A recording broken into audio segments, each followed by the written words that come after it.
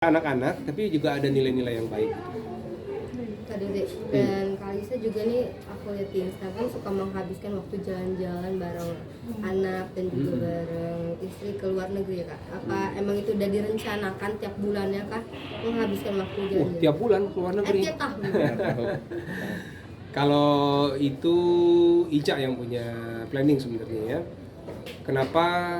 Karena menurut saya dan Ica, kami sebenarnya di dalam negeri juga banyak sebenarnya objek wisata yang sangat luar biasa gitu.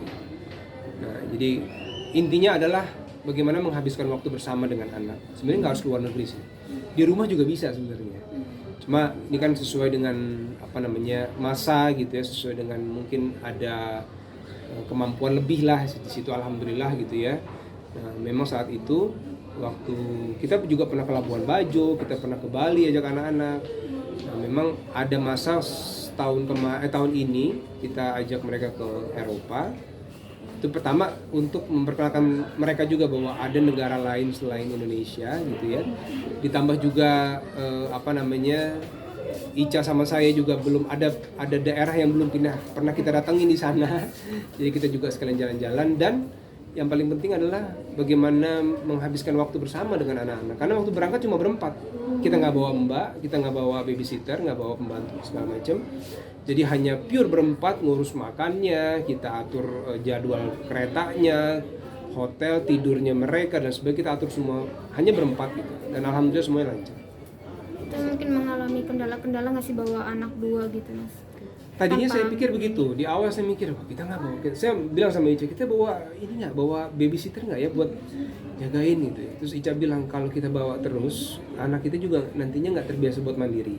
Nah ternyata alhamdulillah setelah kita cuma berempat aja, itu Rendra mau bawa koper sendiri, dia angkat sendiri, walaupun nggak yang berat-berat ya. Kemudian dia atur makan, misalnya makan ya nak ya, ini jam segini harus makan.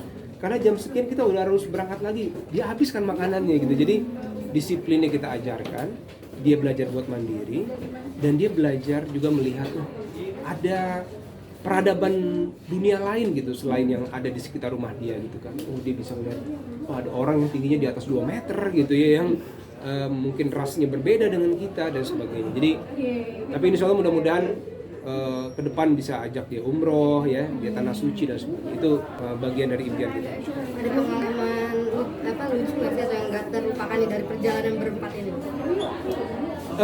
Saya melihat yang berkesan buat saya adalah karena perjalanan ke Eropa waktu itu kan makan waktu cukup lama ya. Pesawat tuh bisa kita lebih dari 12 jam gitu ya.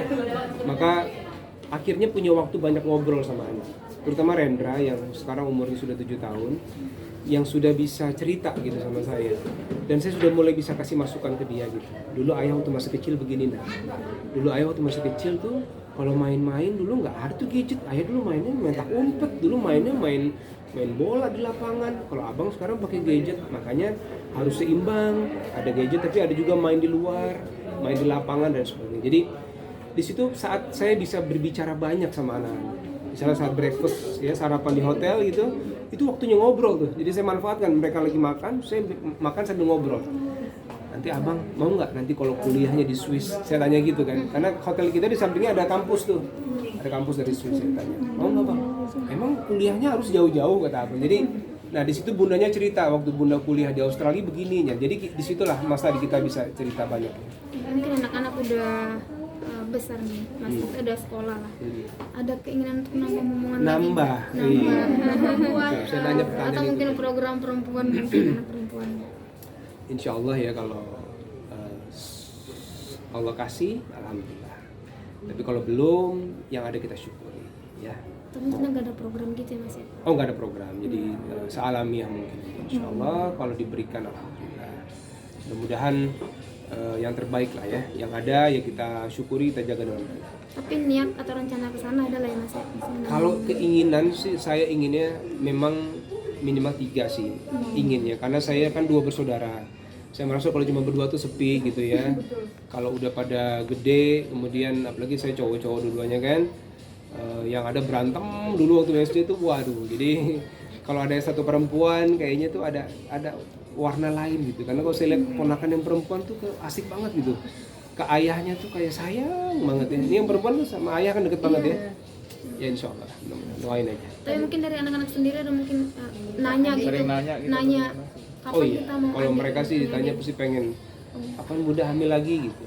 Cuma kan itu kan ya kita berdoa aja ya, doain aja nak ya. Gitu.